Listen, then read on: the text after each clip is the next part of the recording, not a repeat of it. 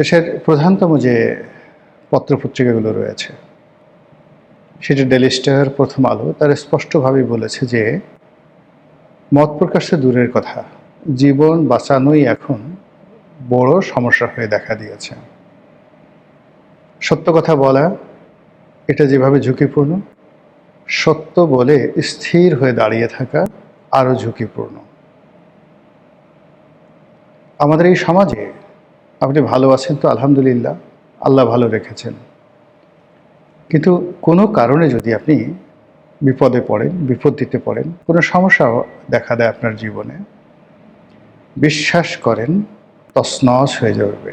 আপনি কাঁদতে পারবেন, গড়াগড়ি করতে পারবেন, চিৎকার দিতে পারবেন, কিন্তু কোনো মানুষ এসে আপনাকে সাহায্য করবে, সহযোগিতা করবে, আপনার দুঃখগুলো ঘুচিয়ে দেবে, এই অবস্থা এখন বাংলাদেশে নেই। কোর্ট বলেন, কাছারি বলেন, থানা বলেন, পুলিশ বলেন, সরকারি অফিস বলেন, আমাদের সমাজ এবং সংসার বলেন, সবাই শুধু চেয়ে চেয়ে দেখবেন। আপনি আপনার নিজের ঘরেও এখন যাকে বলা হয় নিরাপদ নন। অনেকগুলো বডিগার্ড রেখে আপনি ফুংফাং দেখাতে পারেন। বডিগার্ড কজন? 10 জন, 12 জন, কিন্তু যদি 100 জন লোক আসে, আপনার বডিগার্ড আপনাকে রেখে পালিয়ে যাবে। থানা পুলিশে ফোন করবেন, কেউ আসবে বলে আমার কাছে মনে হচ্ছে না।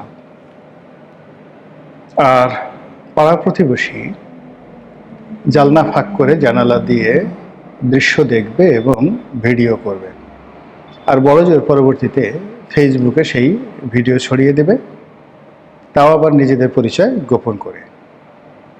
তারপর সেই ভিডিও দেখার পরে যদি জনগণের আবেগ দেখা দেয়, তাহলে এক ধরনের ফলাফল হবে, আর জনগণ যদি নিশ্চুপ থাকে তাহলে আরেক ধরনের ফলাফল দেখা দেবে। এই হলো বাংলাদেশের সার্বিক অবস্থা।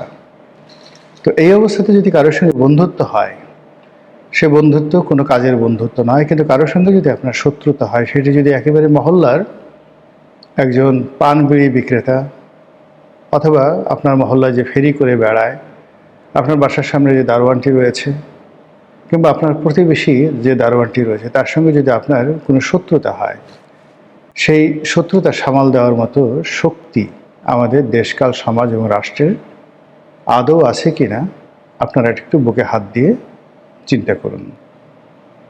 তো এই যে পরিবেশ এবং পরিস্থিতি বর্ণনা করলাম, এটি রাতারাতি ভালো হওয়ার কথা নয়। গত 17 মাস ধরে ধীরে ধীরে ধীরে ধীরে এই পরিবেশ এবং পরিস্থিতি তৈরি হয়েছে।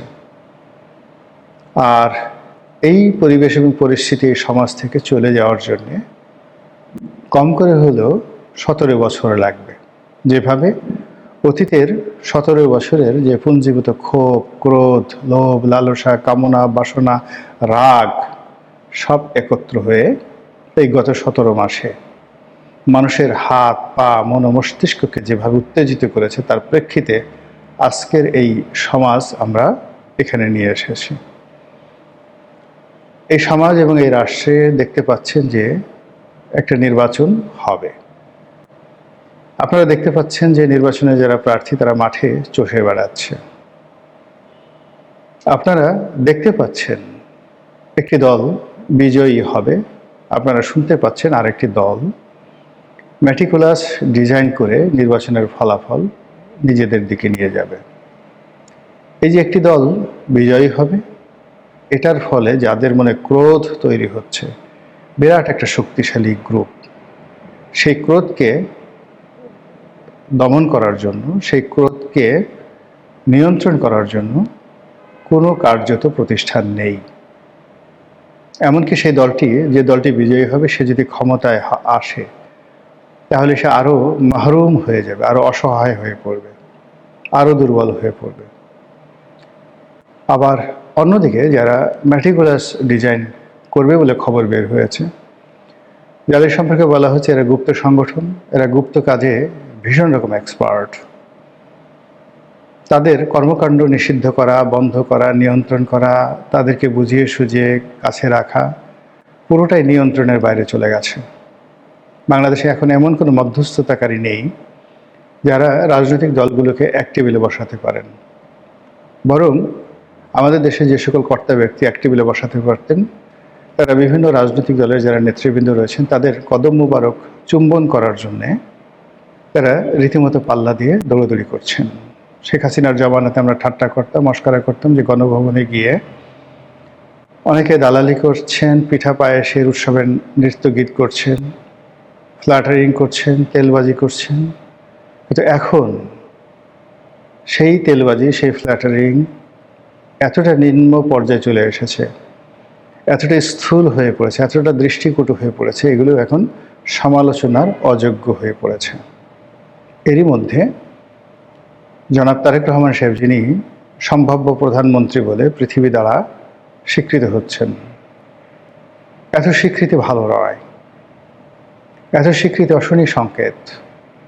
বাচ্চা প্রসব হওয়ার আগেই যদি বাচ্চার জন্য দোলনা তৈরি করা হয়, মাতৃগর্ভে থাকতে যদি বাচ্চার নামে ইনকাম ট্যাক্সের ফাইল খোলা হয়, কিংবা যে শিশু এখনও ভ্রূণ তৈরি হয়নি, মানে এখনও গর্ভধারণ হয়নি, ছেলে মেয়ের শুধুমাত্র বিয়ে হয়েছে, পিতামাতার বিয়ে হয়েছে, বাসরাত এখনও হয়নি কিন্তু বাসরের আগেই ছেলে হবে না মেয়ে হবে সেটা নির্ধারণ করে সে বিশাল নাম দিয়ে রাখা হলো, ছেলের নাম অমুক, মেয়ের নাম অমুক।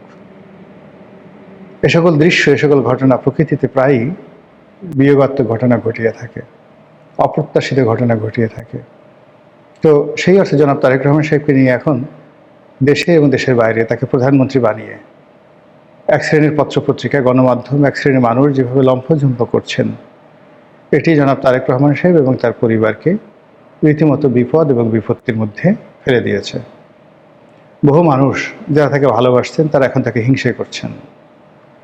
বহু মানুষ যারা মনে প্রাণে চাইতেন যে তিনি দেশে ফিরে আসুন, রাজনীতিতে বিজয় লাভ করুন এবং দেশের প্রধানমন্ত্রী হিসেবে দায়িত্ব পালন করুন, তারা এই যে ন্যাকামো, এই যে বাহাদুরি, এই যে বাড়াবাড়ি, আওয়ামী লীগের লোকজন নেই কিন্তু বিএনপির যারা লোকজন রয়েছেন তারা তাদের নেতাকে নিয়ে যে কর্মকাণ্ড করছেন, নেতার কোনো আমি আধিক্যতা দেখছি না। নেতা প্রাণান্ত চেষ্টা করছেন নিজেকে সংযত রাখার জন্য, কিন্তু তার দলের মধ্যে যারা লোকজন রয়েছেন তারা যে কর্মকাণ্ড করছেন তার সঙ্গে সঙ্গে বিদেশের বিভিন্ন শক্তি, পত্রপত্রিকা তাকে যেভাবে প্রধানমন্ত্রী বানিয়ে একেবারে বাঘের মুখে ঠেলে দিচ্ছেন, সেটা প্রতিহত করার মতো, সেটার বিরুদ্ধে একটি রক্ষাবহ তৈরি করা, এটি এখন বিএনপির পক্ষে সম্ভব হচ্ছে না।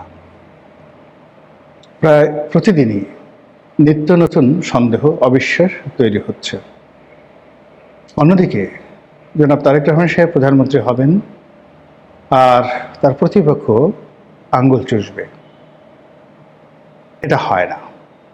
এখনো পর্যন্ত যদি কৌশলগত দিক বলেন, আজকের দিন পর্যন্ত পুরো কৌশলগত দিক জামাতের পক্ষে আছে, আর জনপ্রিয়তা, হাক ডাক, এগুলো সব বিএনপির পক্ষে আছে। আপনারা জানেন যে একেবারে শেষ পর্যায়ে, যুদ্ধের একেবারে শেষ পর্যায়ে কৌশলটা গুরুত্বপূর্ণ হয়ে ওঠে। মাত্র 10-12 জন সৈন্য, কখনো কখনো 20-25 হাজার সৈন্যের মধ্যে যে যুদ্ধ চলছে সেই যুদ্ধের গতি পরিবর্তন করে দিতে পারে। উদাহরণ হিসেবে আপনাদেরকে আমি ওহুদের যুদ্ধের কথা বলি। ওহুদের যুদ্ধে মুসলমানদের সৈন্য সংখ্যা ছিল প্রায় 1000, আর আরবের সবচেয়ে শ্রেষ্ঠতম বীরদেরকে নিয়ে প্রায় 3000 সৈন্য নিয়ে তারা মদিনা আক্রমণ করেছিল। 1000 সৈন্য নিয়েও মোহাম্মদ রসুল্লাহ সাল্লাল্লাহু আলাইহি ওয়াসাল্লাম প্রায় বিজয়ের দ্বার প্রান্তে ছিলেন 99.99%। যারা বিজয়ী সৈন্য তারা গনিমতের মালের জন্য ছোটাছুটি করছে। আল্লাহ রসুল বলেছিলেন যে ওই যে পাহাড়ের দুটো গিরিপথ রয়েছে, একটা গিরিপথ রয়েছে দুটো পাহাড়ের মধ্যে, ওই জায়গাতে যারা তীরন্দাজ ছিলেন তাদেরকে বললেন যে এই জায়গা থেকে তোমরা নড়বে না, যত কিছু হোক না কেন, আমি যদি মরে যাই, যুদ্ধে জয় হোক পরাজয় হোক, তোমরা এই জায়গা থেকে নড়বে না। যখন যুদ্ধের বিজয়টা কনফার্ম হয়ে গেল, গনিমতের মালের জন্য সবাই দৌড়দৌড়ি শুরু করলো, ঠিক সেই সময়টিতে তীরন্দাজ যারা আছে তারা ওই এলাকাটা ছেড়ে দিলেন, ছেড়ে দিয়ে তারাও গনিমতের মালের জন্য দৌড় দিলেন। আর ওই সুযোগের জন্য অপেক্ষা করছিলেন, তখনও মুসলমান হয়ননি হজরত খালিদ ইবনে ওয়ালিদ। রাদিয়াল্লাহু তাআলা আনহু, তার সৈন্য সামন্ত সম্ভবত 10 থেকে 12 জন। এই 10 থেকে 12 জন সৈন্য পিছনের দিক থেকে এসে তারা যে আক্রমণ শুরু করলেন, পুরো উহুদের যুদ্ধ মুসলমানদের জন্য একটা, যাকে বলা হয় সারা জীবনের কলঙ্ক হয়ে থাকলো। এবং এই উহুদের যুদ্ধে স্বয়ং মুহাম্মদ রাসূলুল্লাহ সাল্লাল্লাহু আলাইহি ওয়াসাল্লাম যে ক্ষয়ক্ষতির শিকার হয়েছেন, তার পরিবার যে ক্ষয়ক্ষতির শিকার হয়েছেন, এবং মুসলমানরা এখানে প্রায় 70 জন মুসলমান এখানে শহীদ হয়েছেন। তো কাজেই একেবারে বিজয়ের দ্বার প্রান্তে আসার পরও সকল কিছু উল্টে যেতে পারে ক্ষুদ্র একটি ভুলের কারণে। কৌশলগত অবস্থান এটা খুবই গুরুত্বপূর্ণ, যেটি এই মুহূর্তে বিএনপির মধ্যে নেই। যা বলছিলাম, জনাব তারেক রহমান সাহেব এই মুহূর্তে তার যারা প্রতিপক্ষ আছেন, যে প্রতিপক্ষ দীর্ঘ সময় তাদের বন্ধু ছিল, আমরা এখানে রাজাকার শব্দটি ব্যবহার করেছি। রাজাকার কারা আপনারা খুব ভালো করে জানেন, আলবদর কারা তারা জানেন। দীর্ঘদিন ধরে তারা বন্ধু ছিলেন, পরস্পরের গোপন কথা তারা জানেন, এবং একত্রে তারা অনেক ভালো কাজ করেছেন, সঙ্গে সঙ্গে তো মন্দ কাজ অবশ্যই করেছেন। সেই মানুষগুলো এখন তারেক রহমান সাহেবের প্রতিদ্বন্দ্বী এবং শত্রু। তারা যে কোনো কারণে তারেক রহমান সাহেবকে এখন দু চোখে দেখতে পাচ্ছেন না। তাদের মন এবং মানসিকতা এমন পর্যায়ে চলে গেছে যে তারা আওয়ামী লীগ এই মুহূর্তে তারেক রহমান সাহেবকে যতটা ঘৃণা করেন, এই তারেক রহমান সাহেবের এক সময়ের বন্ধু, জড়োয়া ভাই, মুক্তিযুদ্ধ বিরোধী শক্তি, স্বাধীনতা বিরোধী শক্তি এখন তারেক রহমান সাহেবের জমদূত রীতিমতো। তারা রেজিমেন্টেড ফোর্স, বাংলাদেশে যে জুলাই আগস্ট বিপ্লব হলো সেই বিপ্লবের মাস্টার মাইন্ড তারা। গত 17 মাস ধরে তারাই এ রাষ্ট্র পরিচালনা করছে। ডক্টর মোহাম্মদ ইউনূস সরকার থেকে শুরু করে রাষ্ট্রের গুরুত্বপূর্ণ জায়গাগুলোতে তারা যেভাবে নিজেদের আধিপত্য বজায় রেখে চলেছে, কাজেই সেই আধিপত্যকে ব্যবহার করে তারা যে কোনো সময় যে কোনো ঘটনা ঘটাতে পারে, নির্বাচনের আগে অথবা নির্বাচনের পরে।